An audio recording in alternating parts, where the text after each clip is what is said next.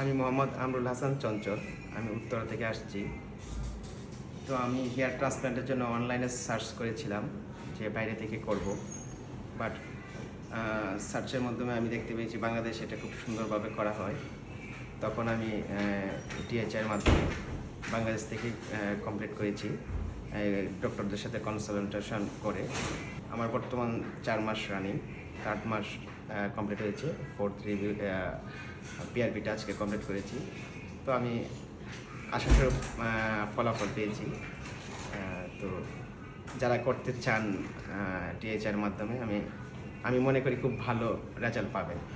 যাই হোক, আমি যেন ইন্টারন্যাশনাল যে সেবাটা ডিএইচআইয়ের মাধ্যমে বাংলাদেশ থেকে পাচ্ছি, এই জন্য ডিএইচআইকে অনেক অনেক ধন্যবাদ।